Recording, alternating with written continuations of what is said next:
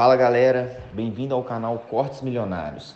Se você curte esse tipo de conteúdo, já se inscreva no canal, deixe o seu gostei e deixe no comentário a sua opinião sobre o vídeo. E agora, vamos para o vídeo.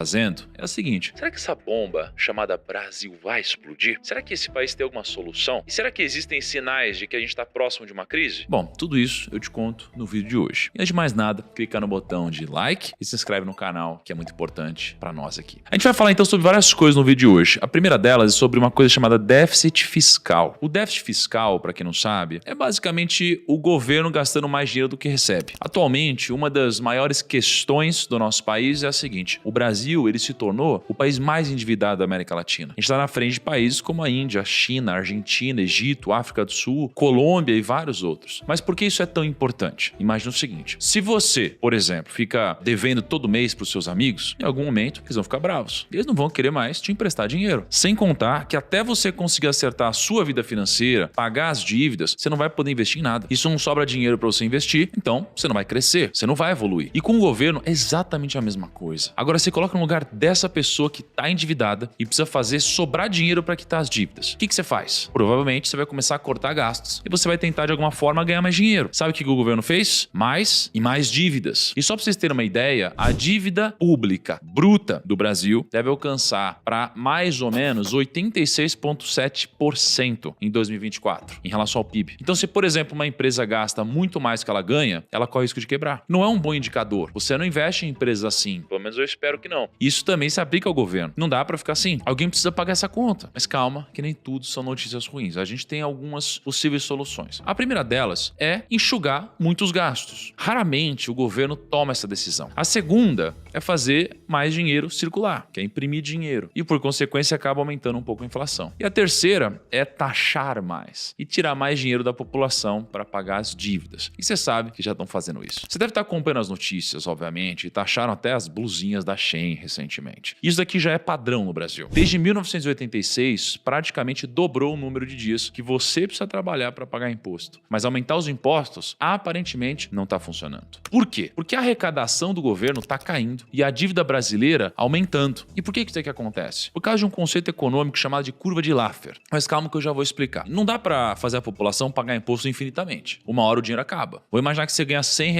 por semana vendendo limonada. Agora imagina que o governo decide que você tem que dar todo esse dinheiro para eles, ou seja, 100% do que você ganha. Se isso acontecesse, você não teria motivo nenhum para continuar vendendo limonada, porque todo o seu esforço não resultaria em nenhum dinheiro para você. Então você provavelmente iria parar de trabalhar. Sem você trabalhando e ganhando dinheiro, o governo também acabaria não recebendo nada, porque não tem ninguém ganhando dinheiro para pagar imposto. Entendeu a lógica? A curva de Laffer é isso. Segundo essa teoria, se o governo cobrar imposto muito alto, ele pode acabar recebendo menos dinheiro porque as pessoas desistem de trabalhar tanto ou de investir. Bom, acho que ficou claro sobre a curva de Laffer. Agora, a segunda coisa que a gente vai falar no vídeo de hoje é sobre a taxa de juros. Como vocês bem sabem, a taxa Selic, ela tá alta. E a previsão é de que ela fique em 10,5% por pelo menos mais 2 meses. E por que isso é tão ruim? Porque quando a Selic aumenta, você desacelera a atividade econômica e quando a Selic cai, você acelera a atividade econômica. Então, o que está acontecendo? Quando você vai para o shopping, você vê as lojas vazias. Quando você vai para o mercado, você vê os carrinhos cada vez menos cheios. Os empresários não têm incentivo para expandir e construir negócios. Então, pensa comigo. Você tem um montante de dinheiro grande, tipo 10 milhões de reais. Aí o Tesouro Selic está rendendo 10% ao ano. E ele é o investimento mais seguro do Brasil. Em um ano, você faz 1 milhão sem precisar tirar a bunda do sofá ou se preocupar com o salário de funcionário, nem nada do tipo. E isso só levando em conta o investimento em Tesouro Selic. E se você preferir diversificar, se arriscar um pouco mais na renda fixa, você pode atingir 14% ao ano. Ou você pode pegar esses 10 milhões, investir em um negócio, pode contratar gente, pode pagar imposto, pode trabalhar exaustivamente de dia e de noite, e tudo isso com risco real de quebrar, porque de acordo com o IBGE, 60% das empresas fecham depois de 5 anos de abertura. Ou seja, você tem 60% de chance da sua empresa quebrar e você perder os seus 10 milhões. Sinceramente, o que você prefere? Deixa aqui nos comentários, mas de verdade, se você tivesse dinheiro, você ia investir ou você ia empreender com isso de perder tudo? Bom, claro que tem aqueles que preferem o risco do negócio, porque o negócio pode escalar e o Tesouro Selic tem um teto muito mais claro. Mas a maioria vai preferir não arriscar. E o resultado desse medo é que a economia começa a estagnar ainda mais. Então, por que não reduzem a taxa, por exemplo?